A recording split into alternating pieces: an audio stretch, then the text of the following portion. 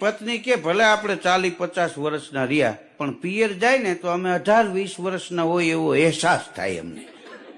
તો કે એ બહુ સારું કહેવાય. પત્ની કે તમને આવો અહેસાસ ક્યારે થાય? ઈ કે તમે જાઓ તરત.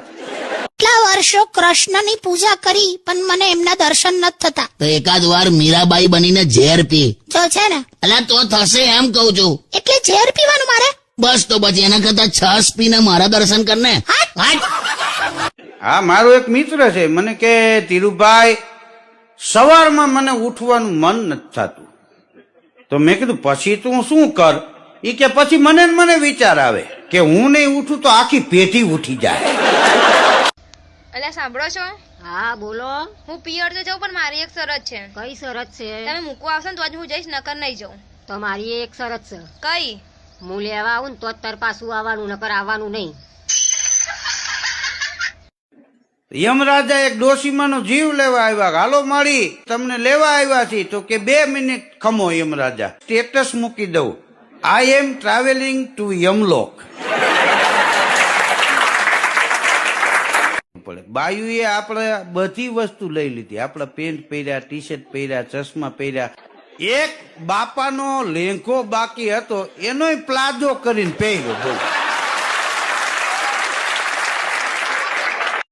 હામેનાથી વાળું હોય પેલા એને ઊંચો ઠબકારવો પડે, પછી ડમરિયું ચડાવે. ઘણા આમાં એવા છે ઘેરે ઊંચા ઠબકારે ત્યારે ધંધા ઉપર જાય.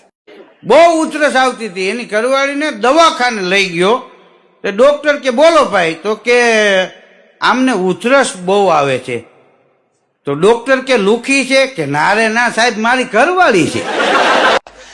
ફસાઈ ગયો. અરે હું ફસાઈ ગઈ તો હું આ લગન પહેલા મને કે માલતી હું તને રાણીની જેમ રાખીશ. આ રાખીશ, પહેલા મને રાજા તો બનવા દે. છોકરીઓને લગન વગર માસી કહેવાતી હોય તો છોકરાઓને માસા કેમ નહીં? જનતા જવાબ માંગે.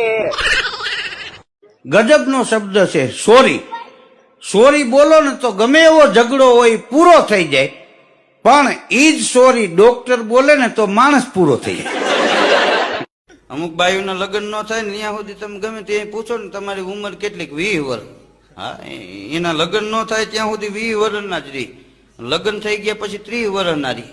મરી જાય ત્યાં કેટલી ઉંમર કે? હજી 30 વર્ષ. આ કોર્ટમાં એક ભાઈને જજ સાહેબે 50 વર્ષની સજા આપી. તમને 50 વર્ષની સજા. ઓલો કે સાહેબ એટલું તો હું જીવી છે નહીં. તો કે ખેંચાય એટલું ખેંચી લેજે. કે તમારે છૂટાછેડા લેવાનું કારણ શું? મારી પત્ની 1 વર્ષથી મારી હારે બોલી નથી. તો મેજિસ્ટ્રેટ સાહેબ કે હજી 1 તારીખ આપું છું, વિચારીને આવજે, આવી પાછી જળશે નહીં.